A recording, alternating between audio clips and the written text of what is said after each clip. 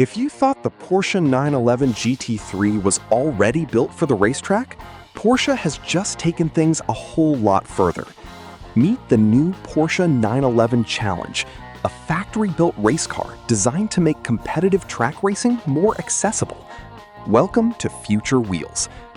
Based on the 911 GT3, the 911 Challenge keeps the heart of the GT3, but strips away everything you don't need on a racetrack. Under the rear deck is a 4.0-liter naturally aspirated flat six, producing 508 horsepower, with the engine capable of screaming all the way to 9,000 RPM. Power is sent through a 7-speed PDK dual-clutch transmission. But this isn't simply a GT3 with racing stickers.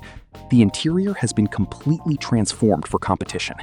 The airbags, sound insulation, and luxury trim are gone, replaced by an FIA-spec roll cage, fire suppression system, and an adjustable racing seat. There's also a 29-gallon fuel cell, an integrated air jack system, and a single windshield wiper. And instead of road tires, the car rides on racing slicks wrapped around 18-inch wheels. And interestingly, Porsche has kept air conditioning, because even race car drivers deserve a little comfort. The 911 Challenge will be eligible for one-make racing series, including Porsche Owners Club events, giving owners a chance to actually race these machines against other 911 challenges. And here's the surprising part. Porsche says the car will arrive later in 2027 with a price of $275,000, including import and delivery.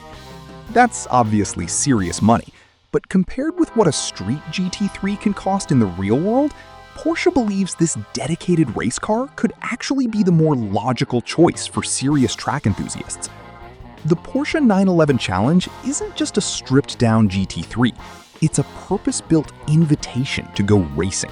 And honestly, that might make it one of the most exciting Porsches coming in 2027.